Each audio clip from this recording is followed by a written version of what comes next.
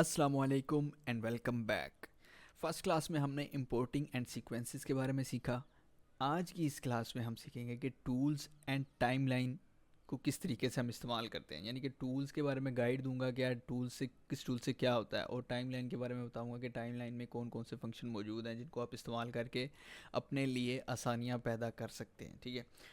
उससे पहले मैं दो कमेंट्स का जवाब देना चाहूँगा। राना एक्सप्ले का जो कमेंट था वो था अली अब्दाल स्टाइल, तो अली अब्दाल स्टाइल भी यार हम सीखेंगे लाजमी। और मेरा मैं मानना ये है कि स्टाइल्स पर फोकस नहीं होना चाहिए, फोकस होना चाहिए कि यार कौन से टूल से क्या एग्जैक्ट काम होता है। जब आपको ये पता होता है ना, तो फिर कोई भी स्टाइल हो, किसी किस्म का भी स्टाइल हो, मैग्नेट्स मीडिया स्टाइल क्यों ना हो, वो आपको ऑटोमेटिक पता चल जाता है कि यार ये वो चीज़ इस्तेमाल हुई हुई है और यहाँ पर वो काम हुआ हुआ है।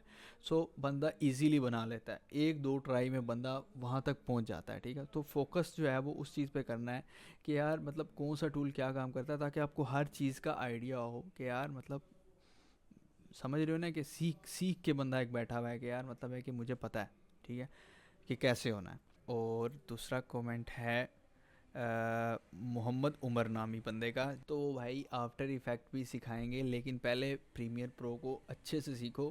प्रीमियर प्रो आएगा उसके बाद आफ्टर इफ़ेक्ट आएगा, सही है। डायरेक्ट आफ्टर इफ़ेक्ट में भी जाके आप सीख सकते हो, कोई प्रॉब्लम की बात नहीं है। लोग सिर्फ ओनली आफ्टर इफ़ेक्ट भी करते हैं, लेकिन मेरा ख्याल है कि आपको प्रीमियर प्रो आना चाहिए, क्योंकि असल जो ट्रिमिंग एंड कंपोजिटिंग का काम है वो प्रीमियर प्रो में होता है। उसके बाद जो इफ़ेक्ट्स का काम होता है वो आफ्टर इफ़ेक्ट में होता है। यानी कि अगर आपको सिर्फ ओनली 3D चाहिए तो वो आप आफ्टर इफ़ेक्ट में जाके कर सकते हैं, 3D मोशन और कैमरा मोशन वगैरह जो होती है। और अगर आपको मतलब है कि क्लिप्स को जोड़ना है, उसमें कटिंग करनी है और मतलब बीच में से कट्स निकालने हैं, वो सारा काम प्रीमियर में ही होता है। आफ्टर इफ़ेक्ट में अगर वो करोगे तो लग समझ जाएगी। स्टार्ट करते हैं अपने टूल से। सबसे पहले हमारे पास आ जाता है एरो टूल। ठीक है। एरो टूल का सबको पता है कि यार ये जो टूल है ना, ये पोजीशनिंग के लिए इस्तेमाल होता है। जैसे कि इस क्लिप की पोजीशन ये कर दी, ऊपर अप डाउन ये वो, इसके लिए इस्तेमाल होता है। ठीक है। कंट्रोल जी कर रहा हूँ। सो अगला जो टूल है वो हमारे पास है फॉरवर्ड सिलेक्शन टूल। ठीक है। फॉरवर्ड सिलेक्शन टूल एक बड़ा इंपॉर्टेंट टूल है। होता ये है कि सम टाइम हमने बड़ा प्रोजेक्ट बनाया हुआ होता है, ठीक है, और बीच में पता चलता है कि यार यहाँ पर तो टेस्टिंग क्लिप्स डालने थे। जैसे कि मैं काम करता हूँ, फ़र्ज़ कर लो कि मैं प्रोडक्ट का एक जो है वो बना रहा हूँ पूरा रिव्यू। ठीक है। उस रिव्यू के अंदर प्रोडक्ट की जो टेस्टिंग है वो जो है वो मैंने ऐड ही नहीं की। अब मुझे बाद में पता चला कि यार प्रोडक्ट की टेस्टिंग ऐड करनी है, फ़र्ज़ कर लो इसी जगह पे ऐड करनी है। ठीक है। सो मैं क्या करूँगा, वहाँ से दोनों क्लिप्स को ट्रिम कर लूँगा। ठीक है। अब इन दो क्लिप्स के दरमियान में वो टेस्टिंग ऐड होनी है। मैं ये फॉरवर्ड सिलेक्शन टूल सेलेक्ट करूँगा और इससे मैं पकड़ के आगे ड्रैग कर दूँगा। ठीक है। इससे क्या होगा कि हमारी जो बाकी प्रोजेक्ट आगे जो 10 15 20 मिनट का प्रोजेक्ट है और उसके अंदर नेस्ट पे नेस्ट बने हुए हैं और जनाब टेक्सटिंग हुई हुई है और सारा काम हुआ हुआ है, वो ख़राब नहीं होंगे। वो जिस पोजीशन पे है वो उसी पोजीशन पे रहेगा। जस्ट हम इसको पकड़ के आगे कर सकते हैं। ठीक है। ये इसका बड़ा अच्छा काम है और ये मेरे काम काफ़ी दफ़ा आया भी है। अगर मुझे ये टूल ना होता तो फिर मैं क्या करता, कंट्रोल जी कर लेते हैं, फिर मैं ये करता कि मैं जनाब एरो टूल सेलेक्ट करता। ठीक है। यहाँ से जूम आउट करता और मैं जनाब यहाँ से सारा सेलेक्ट करता। अब ये तो चलो वीडियो 4 तक चल रहा है ना, यहाँ पर वीडियो 30 तक भी चला जाता है काम, तो फिर क्या करेंगे। ठीक है। वो जनाब हम यहाँ से इसको ऊपर करके ये सिलेक्ट कर वो सिलेक्ट कर जनाब, और सारा निज़ाम पार्ट आगे पीछे करने से अच्छा यही है कि हम जो है वो सिर्फ अपना फॉरवर्ड सिलेक्शन टूल सेलेक्ट करें और उसके बाद इसको क्लिक करके दैट्स इट। ठीक है। और इसी के साथ बैकवर्ड सिलेक्शन टूल भी होता है, जो कि बैक की चीज़ों को सिलेक्ट करके आगे पीछे करने के लिए इस्तेमाल किया जाता है। ठीक है। सो ये हो गया हमारा forward and backward selection tool का काम। ठीक है। उससे आगे आ जाते हैं हमारे पास रोलिंग एडिट टूल। इससे पहले ही आपको ये टूल नज़र आएगा, ये आल्ट प्रेस करके क्लिक करेंगे तो ये टूल चेंज होंगे। ठीक है। आपके पास ये वाला टूल नज़र आ रहा होगा, रिपल एडिट टूल। ठीक है। अब इसका क्या काम है, इसका काम समझने के लिए जनाब हम सबसे पहले आ जाते हैं अपने जो हमने कैमरा 2 का बिन बनाया था और उसमें दो क्लिप हैं। ठीक है। उन दोनों को मैं ऐड कर लेता हूँ। ठीक है। अब हम जो है वो इसकी पोजीशन सेट कर लेते हैं सबसे पहले। ये पोजीशन और ये पोजीशन, ठीक है। अब ये हमारे दो टूल हो चुके हैं, दो क्लिप साथ जुड़ चुके हैं, ठीक है। अब ये जैसा कि आप देख रहे हैं कि ये भाई, मैं इसका म्यूट हटाता हूँ, तौबा कबूल करने वाला हूँ। अब ये यहाँ पे आकर चुप हो गया, ठीक है। अब मुझे इसका ये वाला एरिया ख़त्म करना है। ये मैं सिर्फ सिखाने के लिए कर रहा हूँ। ये ख़त्म करना हो तो जस्ट जो है वो हमने शॉर्टकट कीज़ सेट की हुई हैं, हम ये एक बटन दबाएंगे तो ये ख़त्म हो जाएगा। लेकिन असल में इस टूल का जो मकसद है वो समझाना चाह रहा हूँ कि इस टूल का क्या मकसद है, ठीक है। अब इसको, इस टूल से क्या होगा कि ये मैं अगर पकड़ के इस तरफ करता हूँ तो आगे वाला क्लिप ऑटोमेटिकली अपनी जगह रिप्लेस कर लेगा और ये वाला क्लिप कट डाउन हो जाएगा, ठीक है। ये देखो करने वाला हूँ। तो इसका ये काम है कि मतलब है कि आपने इस क्लिप को इसके साथ जोड़ के रखना है और पिछला क्लिप कट कर देना है। तो हमने इसके लिए शॉर्टकट कीज़ जो है वो सेट की हुई हैं ऑलरेडी। अभी इसमें भी जो है वो काफ़ी सारा फासला है, तो हम इसको भी अगर इस तरीके से आगे कर दें तो वो ऑटोमेटिक रीपोजीशन होके सेट हो चुका है। अल्लाह ताला करने वाला और हमारी जो हमारा नॉइज़ी एरिया कह लो या हमारा साइलेंस्ड एरिया कह लो, वो हमने कट कर लिया है इस टूल की मदद से। और इस टूल का मतलब बेसिक जो है वो काम यही है कि आप जिस टूल की तरफ इसको लेके जाएंगे ना, ये वो चीज़ कट करेगा और पिछले को उसके साथ जोड़ देगा, जस्ट ये है। तो आगे चल के मैं आपको इसकी वैसी शॉर्टकट की बता दूंगा, तो मे बी आपको ये ज़्यादा काम ना आए, या हो सकता है कि हाँ मतलब अगर शॉर्टकट की हो जाएगी तो फिर ज़ाहिर बात है वो आपका काम उसी से हो जाएगा। जैसे कि ये मैं एक शॉर्टकट की दोबा रहा हूँ और दैट्स इट, ठीक है। सो ये आगे जाके मैं आपको इसके बारे में भी बताऊँगा। सो अब मैं आल्ट प्रेस करता हूँ और अगला टूल देख लेते हैं। अच्छा, ये टूल क्या करेगा ये टूल भी यही काम करता है, लेकिन ये दोनों साइडों पे काम कर लेता है। जैसे कि अब मैं इस तरफ लेके जा रहा हूँ तो ये चीज़ कट हो रही है और ये बढ़ रही है, ठीक है। अब मैं अगर इसको इस तरफ लेके जाता हूँ तो ये कट हो रही है और ये वाली साइड बढ़ रही है। यानी कि किसी जगह पर फ़र्ज़ कर लो कि मैं आपको एक चीज़ सिखाता हूँ कि ये बंदा बोलते बोलते हम यहाँ से इसको काट लेते हैं, ठीक है। ये हो गया, अभी इसकी बात कंप्लीट नहीं हुई, ठीक है। और आगे साइलेंस है, तो मुझे करना ये है कि मुझे ये साइलेंस ख़त्म करके उसकी बात कंप्लीट करवानी है, तो ये टूल इस्तेमाल होगा। जैसे कि ये मैं इसको ऐसे करता हूँ, अब कबूल करने वाला हूँ, सही है, वाला अल्लाह ताला वाला हूँ, सही है। तो ये काम करता है, यानी कि आपने पीछे वाले क्लिप को बढ़ा के आगे वाले क्लिप को कट कर दिया या आगे वाले को बढ़ा के पीछे वाले को कट कर दिया, इसका ये काम है। उम्मीद है समझा पा रहा हूँ, सही है। तो आगे वाला जो टूल है वो है स्ट्रेच टूल। ये बेसिकली इसको कह लें आप स्लो मोशन टूल है, यानी कि आप अगर किसी क्लिप को स्ट्रेच करेंगे, मतलब है कि आपका फ़र्ज़ कर लो सम टाइम ऐसा होता है कोई बी रोल इस्तेमाल कर रहा है बंदा, ठीक है। अब सीन ये होता है कि हमने उस बी रोल को कंप्लीट करना है। बिलफ़र्ज़ मैं एक जो है वो बी रोल ले लेता हूँ, ये वाला ही, ठीक है। अब मैं बी रोल ढूंढने जाऊँगा तो टाइम लगेगा, सो बी रोल ले लेता हूँ मैं ये वाला, ठीक है।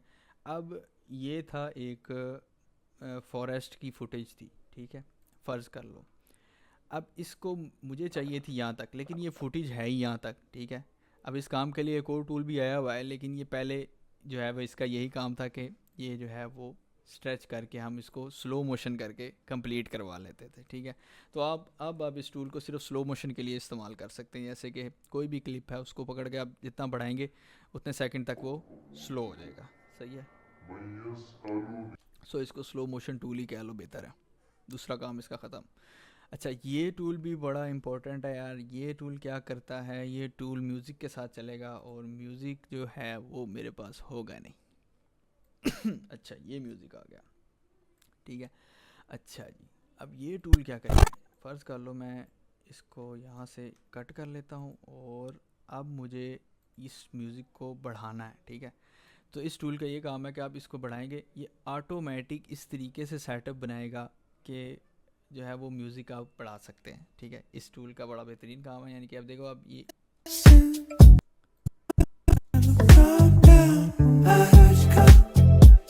ये टूल बड़ा फ़ायदेमंद है, मतलब है कि समझ रहे हो, ये आप जितना मर्ज़ी बढ़ा लो। अगर आपका 1 मिनट का म्यूज़िक है और आप उसको 2 मिनट का बनाना चाहते हो तो आप उसको पकड़ के सिर्फ इस तरह करो, ये खुद ही एनालाइज कर देगा, पीछे वाले को इस तरीके से मिक्स करेगा कि पता भी नहीं चलेगा।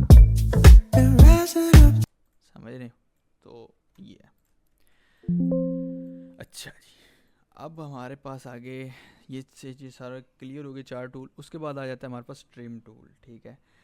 सबसे ज़्यादा काम आता है ये, यानी कि साइलेंस निकालना है, कोई भी मतलब है ट्रिम करना है या जो भी, मैं आपको बताता हूँ इसका। अब ये फ़र्ज़ कर लो हमने फर्स्ट पार्ट इसका कट करना है, ठीक है। मैं यहाँ पे क्लिक करके कट लगा रहा हूँ, ठीक है, और एरो टूल सेलेक्ट करके मैं इसको डिलीट कर रहा हूँ, ठीक है। ये डिलीट हो गया। सो इसका ये काम है, मतलब है कि आप सिर्फ कट्स लगाते जाएं जहाँ जहाँ पे आपको नहीं चाहिए, ठीक है। उसके बाद आप एरो टूल से सिलेक्ट करके इसको कड़का दें, ये डिलीट होता जाएगा, ठीक है, ये चीज़।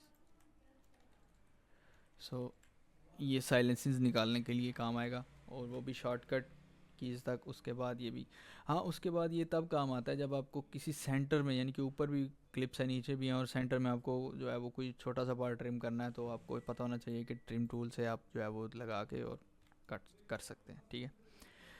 उसके बाद आ जाता है हमारा स्लिप टूल, ठीक है। अब स्लिप टूल को समझने के लिए आपको सबसे पहले सोर्स मोनीटर को समझना पड़ेगा। सोर्स मोनीटर क्या होता है, ठीक है। सोर्स मोनीटर ये होता है कि बिल फर्ज मुझे यहाँ पे क्लिप चाहिए, ठीक है, और मैं जो हूँ 1 घंटे की फुटेज है उसमें से मुझे क्लिप चाहिए, ठीक है। 1 घंटे की समझ लो पॉडकास्ट है, उसमें से मुझे एक शॉर्ट क्लिप निकालना है, ठीक है। अब मैं पूरी पॉडकास्ट यहाँ पे 1 घंटे की फेंकूँ तो प्रोजेक्ट पे कितना लोड पड़ जाएगा, ठीक है। आगे 1 घंटे का प्रोजेक्ट है, ऊपर से 1 घंटे की और फुटेज डाल के तो वो तो बस गया। सो मैं क्या करूँगा, इस पर डबल क्लिक करूँगा, ठीक है, और ये हमारे पास सोर्स मोनीटर के अंदर ओपन हो जाएगा। अब मैं यहाँ से देखूँगा जी क्या चाहिए मुझे, क्या नहीं चाहिए। बिल फर्ज मुझे ये क्लिप मिलता है यहाँ से 15 सेकंड से, ठीक है। मैं यहाँ पे आई प्रेस करूँगा, ठीक है, यहाँ से इन हो गया। उसके बाद आगे चलते जाएंगे चलते जाएंगे, बिल फर्ज हमें 24 सेकंड तक चाहिए, यानी कि हमारा यहाँ तक क्लिप कंप्लीट हो गया। मैं यहाँ पे ओ प्रेस कर दूँगा, ठीक है। ये हमारा इन और आउट लग गया, ठीक है। अब हमने क्या करना है, यहाँ से ये वीडियो का ऑप्शन आ रहा है, ये ऑडियो का ऑप्शन आ रहा है, drag video only, drag audio only, ठीक है। सो यहाँ से मैं पकड़ के इसको यहाँ पर ले आया, ठीक है। अच्छा, मैं अब यहाँ पर इसको थोड़ा साइड पे रख लेता हूँ ताकि सही से समझ आए कि क्या है। अच्छा, मुझे अब ये क्लिप मिल चुका है, सही है। इसी का ऑडियो भी निकालना है, यहाँ से ऑडियो भी निकाल रहा हूँ इसका, ठीक है। ये ऑडियो हो गया, ठीक है। कि अल्लाह ताला हर रात पहले अब स्लिप टूल का काम यहाँ से शुरू हो जाता है। अब बिल फर्ज मुझे ये क्लिप नहीं चाहिए था, इसी से आगे 15 सेकंड वाला क्लिप चाहिए था, ठीक है। अब मैं जाके दोबारा इन आउट लगाऊं, उससे बेहतर ये है कि मैं स्लिप टूल को इस्तेमाल करूं और यहाँ से पकड़ के इसको, अब ये मुझे बता रहा है कि आपको कितने सेकंड आगे जाना है, ठीक है। मैं इसको ड्रैग करता जाऊँगा, ये 15 सेकंड आगे ले गया, ठीक है। अब ये देखो, ये अगले 15 सेकंड चलेंगे, कि अल्लाह ताला हर रात ठीक है। पहले अच्छा, ऑडियो पीछे वाला ही चल रहा है। अब ऑडियो को भी अगर सेट करना है तो हम दोनों को सिलेक्ट कर लेंगे, ठीक है। दोनों को सिलेक्ट किया और स्लिप टूल एंड आगे हो गया। अल्लाह ताला हर रात पहले दोबारा आगे लेके जाते हैं, थोड़ा पीछे लेके जाते हैं, आकर अल्लाह को याद किया तो ये 15-20 सेकंड तक काम करता है, और ठीक है। रात के आखिरी पहर में उठकर अल्लाह को याद सो आप जो है वो इसको इस्तेमाल कर सकते हैं आगे पीछे करने के लिए, सही है। यानी कि इसी को आगे स्लिप करवा देगा यार, इस इन आउट को ये आगे स्लिप करवा देगा, बस इसका इतना काम है, सही है। अच्छा जी, उसके बाद आ जाता है जी हमारा स्लाइड टूल। तो स्लाइड टूल यार सिर्फ स्लाइड ही करवाता है, ठीक है। ये जब 2 क्लिप मतलब आपने जोड़ने हैं ना, जैसे कि ये क्लिप है, ठीक है, इसको आपने स्लाइड करके इसके साथ जुड़वाना है, तो ये इसलिए इस्तेमाल होता है। और सेम ही काम है, मतलब है कि जिस तरह इसका काम है ना, ये स्लाइड करवा के ऊपर नीचे, तो एक जैसा ही है, ठीक है। उसके बाद आ जाता है पेन टूल, ठीक है। पेन टूल मेरा काफ़ी इस्तेमाल होता है, ठीक है। ये मतलब जिस कंपनी के लिए मैं काम कर रहा हूँ उनका तरतीब कुछ इस तरीके की है प्रोडक्ट्स की, तो उनके लिए जो है ना, उनके बैकग्राउंड पे मैं कुछ शेप्स वगैरह बनाकर और इस तरीके की तरतीब बनाकर जो है ना वो अच्छा बनाता हूँ उसको।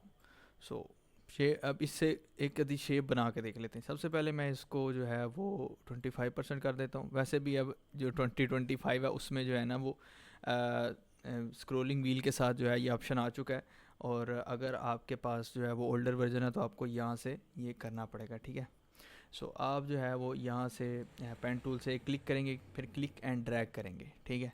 Again click and drag and that's it, ठीक है। उसके बाद मैं इसको यहाँ से ला के वापसी जोड़ देता हूँ, ठीक है। अच्छा, इसको स्मूथ बना लेते हैं थोड़ा सा, यहाँ से पकड़ के थोड़ी सी इसकी सेटिंग करेंगे तो ये एक स्मूथ सा टच बन जाएगा, ठीक है। अब इसको, ये हमारी एक शेप बन गई, ठीक है।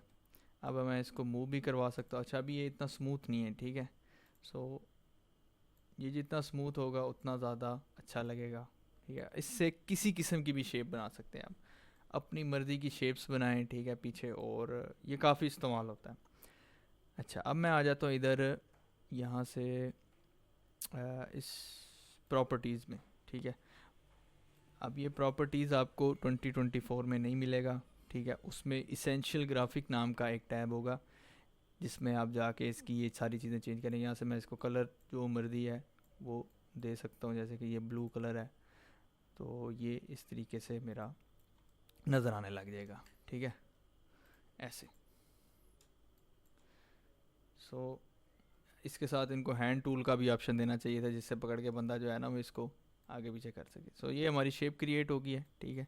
सो पेन टूल से आप किसी भी किस्म की शेप जो है वो बना सकते हैं और उसको फिर इस्तेमाल में लेके आ सकते हैं। इसको मज़ीद हम आगे इंशाल्लाह सीखेंगे और जो है ना इसके बड़े काम आएंगे। मतलब है कि ना पेन टूल जो है ना वो लाजमी इस्तेमाल आएगा आगे जाके। मास्किंग में भी इस्तेमाल होता है लेकिन ये स्पेसिफिक शेप्स के लिए है, ठीक है। सो पेन टूल हो गया। उसके बाद आ जाता है हमारा शेप टूल, ठीक है। सो ये स्केयर शेप है, ठीक है। आप इसको वैसे क्रिएट करेंगे तो आप इसको जिस तरह मर्जी रेक्टेंगल बना सकते हैं, और अगर आप शिफ्ट दबा के करेंगे तो ये स्केयर बनाएगा पूरा, ठीक है, आगे पीछे नहीं करेगा। सो ये स्केयर टूल, ठीक है, शेप कह लें जिसको जो, ठीक है, रेक्टेंगल टूल। अच्छा, आगे आगे आल्ट प्रेस करके मैं इसको चेंज कर रहा हूँ। आगे आगे हमारा सर्कल टूल, अगेन वही, अगर आप इसको शिफ्ट दबाए बगैर जो करेंगे तो ये एक अजीब सी शेप बनाएगा जैसे आपको चाहिए, ठीक है, रैंडम। और उसके बाद अगर आप शिफ्ट दबाएंगे तो ये सर्कल बनाएगा, ठीक है। शिफ्ट प्रेस करके आप क्रिएट कर लें इसको, ठीक है।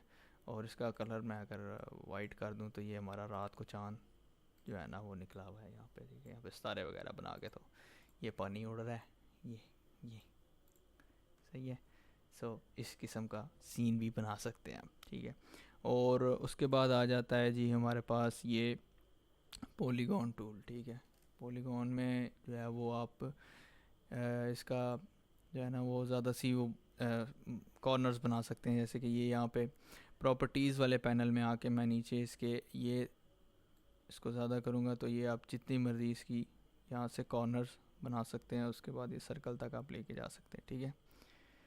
तो ये भी अक्सर बुलेट्स के तौर पे इस्तेमाल हो जाता है, मतलब बुलेट बनानी हो, मतलब ये बुलेट से बना गोली वाली बुलेट नहीं, वो जो बुलेट्स दूसरी बनती है ना, क्या उसको कहते हैं, पॉइंट्स वाली, पॉइंट्स में कुछ लिखना हो तो उसके लिए इस्तेमाल हो सकता है, ठीक है।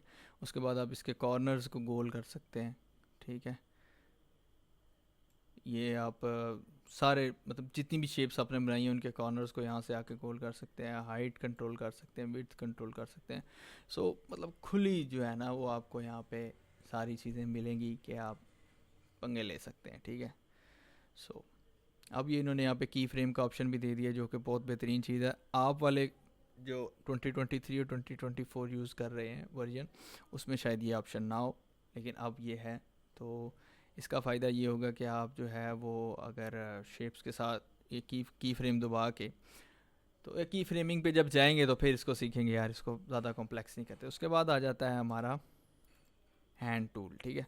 ये वाले टूल भी हमने सीख लिए है। उसके बाद हैंड टूल आ जाता है। हैंड टूल जनाब जो है वो एक ही काम है इसका, पकड़ के बस इधर उधर करना हो गया।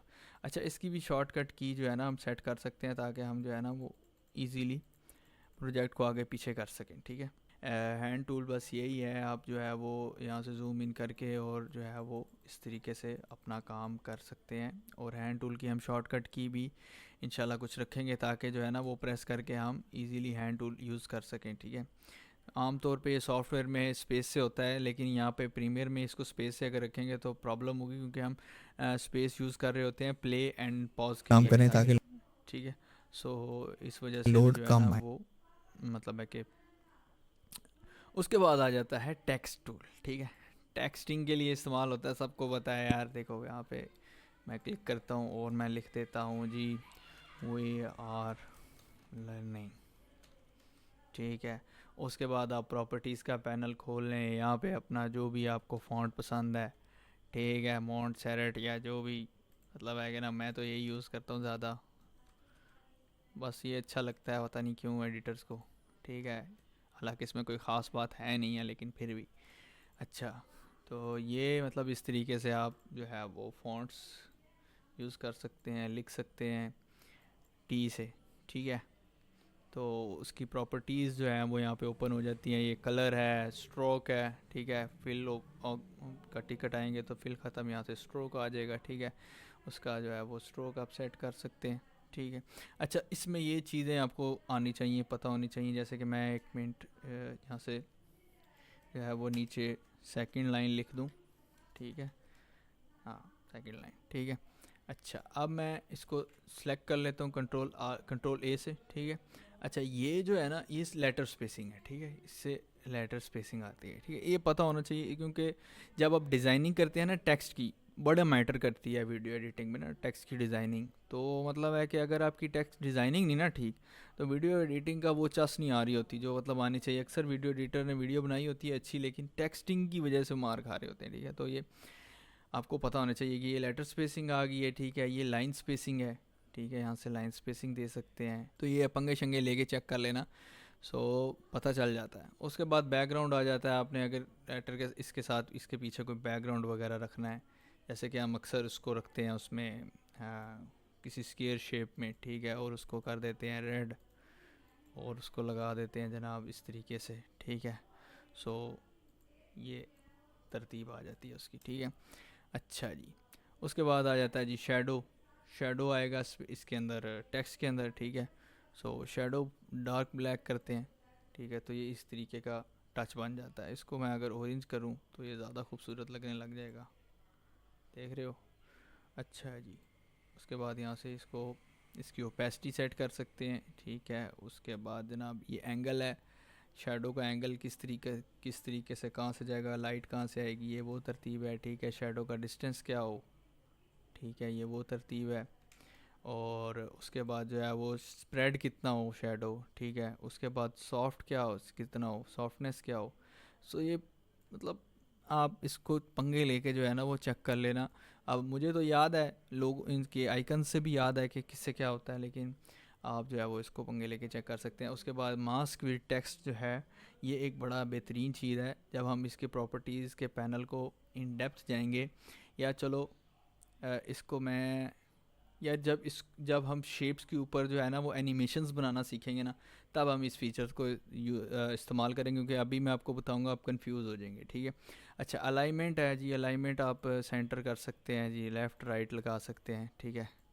सो ये चीज़ है, पोजीशनिंग अपने हिसाब से कर सकते हैं कि यार हम मतलब है कि आपको कहाँ अच्छा लग रहा है, ठीक है, यहाँ लग रहा है, वहाँ लग रहा है। उसके बाद इसकी की फ्रेमिंग हो जाती है, जैसे कि एनिमेशन, वो हम बाद में सीखेंगे, ठीक है। रोटेशन, ठीक है, ये एंकर पॉइंट है, एंकर पॉइंट के इर्द गिर्द ही होता है जो होता है सारा कुछ। जो प्रीमियर प्रो को समझ आ रही थी, हमें तो पता चल रहा होता है कि सेंटर क्या है, लेकिन प्रीमियर प्रो को ये एंकर पॉइंट बताता है कि इस वीडियो का सेंटर ऐथे वे, ठीक है। सो ये इस तरीके से काम करता है, ठीक है। पंजाबी वाले टच डाल देता हूँ ताकि थोड़ा शुगल मेला लगा रहे, ठीक है। सो ये हो गया। अब हमारा एंड वाला जो टूल है ना, अच्छा इसमें एक और आता है जो इस तरीके से लिखने के लिए होता है, ठीक है, वर्टिकल, सही है। या फिर आप लिख लो प्रीमियर, तो आप जो है वो इस तरीके से भी कर सकते हो, प्रीमियर वगैरह लिख के। तो अक्सर आपने देखा होगा कि ये इस तरीके से टेक्सटिंग लिखी हुई होती है। डिज़ाइन बनाने के लिए ये काफ़ी सारी चीज़ें इस्तेमाल होती हैं, सो उनमें ये भी इस्तेमाल हो जाता है। ओके, सो आखिरी टूल है हमारा एआई टूल। तो इस एआई टूल से आप क्या कर सकते हैं, ये basically video generative AI tool है, जो कि आपकी कोई भी वीडियो होगी उसको 15 सेकंड तक खुद ही जनरेट करेगा, ठीक है। मैंने अभी तक इसको इस्तेमाल करके नहीं देखा, मतलब है ये अच्छा काम करता है, बुरा काम करता है, तो आपके सामने ही इसको चेक कर लेते हैं कि ये किस तरीके से काम करता है। डबल क्लिक करेंगे यहाँ पर, और यहाँ से मैंने ये एक फुटेज डाउनलोड की थी, इसको इंपोर्ट कर लेते हैं और इसको यहाँ से सीधा ड्रैग एंड ड्रॉप कर लेते हैं, अच्छा, इसको बस ये वाला टूल सेलेक्ट करना है और पकड़ के जस्ट ड्रैग कर देना है। सो ये जो आगे होगा, जो 15 सेकंड नेक्स्ट होगा, वो सारा एआई जनरेटिव होगा। यहाँ तक जहाँ तक ये इसका ऑडियो आ रहा है वहाँ तक जो है वो ओरिजिनल क्लिप होगा। तो देखते हैं ये किस तरीके से काम करता है। ओके, तो हमारा एआई क्लिप जो है वो जनरेट हो चुका है फाइनली। ठीक है, अब हम इसको चला के देखते हैं कि हमने यहाँ से जो आगे 15 सेकंड इससे आगे चलाया है वो कितना चला है।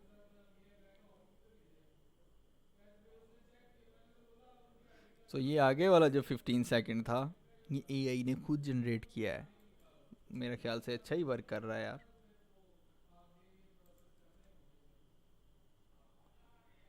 तो ये काम मेरे ख्याल से इस तरीके से कर रहा है कि इसी में से जो फ्रेम ले रहा है वो वापसी उसमें ऐड करी जा रहा है। सो इस पे मज़ीद हम काफ़ी सारे क्लिप टेस्ट कर सकते हैं, लेकिन एआई का अब सबको पता है कि भाई एआई काम करता है। ठीक है, हमें आगे चलना चाहिए और आगे वाली चीज़ों को सीखना चाहिए। ठीक है, इसको आप जब आपके पास 2025 आएगा तो इसको आप मज़ीद चेक कर सकते हैं। ठीक है, उसके बाद हम अपने टाइमलाइन को एक्सप्लेन करते हैं।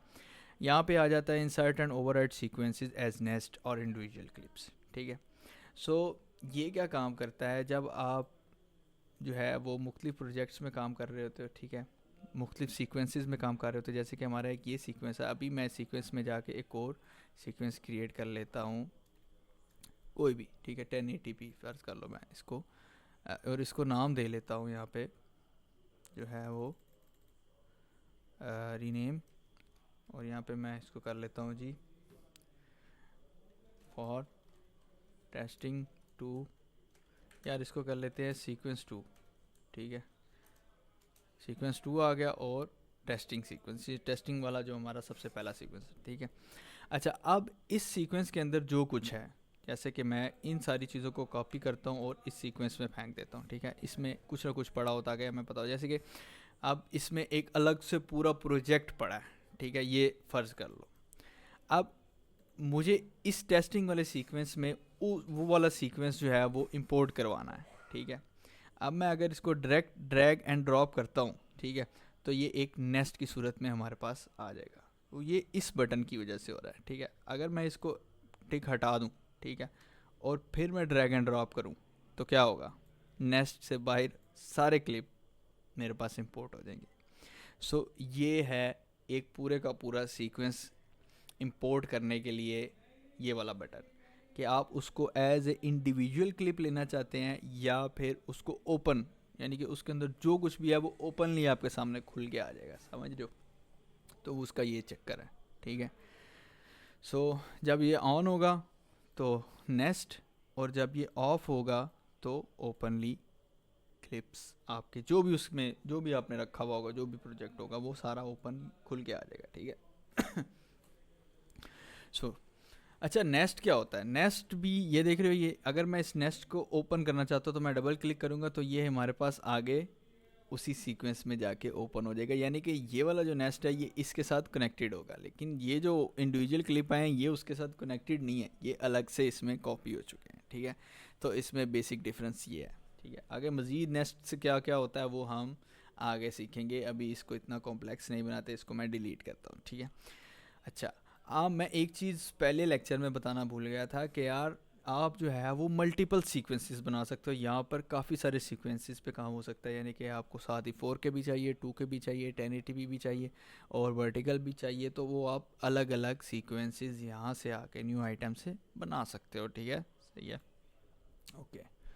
सो आगे चलते हैं। आगे ये है जी, एक जो है वो मैग्नेट टाइप बना हुआ है। ठीक है, इसका काम ये होता है कि जब ये ऑन होता है ना, जैसे ये बटन जब ऑन होगा तो आप जब भी कोई क्लिप किसी क्लिप के साथ जोड़ते हैं तो आपको ये वाला ऑप्शन नज़र आता है, ये ब्लैक कलर की लाइन और साथ इसके एक मैग्नेट टाइप बना हुआ। इससे पता लगता है कि ये क्लिप इसके साथ अटैच हो गया। ठीक है, उससे आपको जूम नहीं करना पड़ता, बार बार आप चेक करें कि यार ये अटैच हो रहा है या नहीं हो रहा। जब मैं इसको हटा दूंगा तो फिर ये मुझे गाइड नहीं देगा। ठीक है, ये मतलब उस पर इंसर्ट, उस पर जो है वो ओवरराइट हो जाएगा। ठीक है, जिसकी वजह से ये होता है सम टाइम के फिर वो पता नहीं चलता कि यार पीछे वाले क्लिप्स की जो है वो आधी वॉइस चलेगी या उसकी बात ही पूरी नहीं हुई, इस तरीके का जो है ना वो टच है। ठीक है, तो ये इसलिए काम आता है।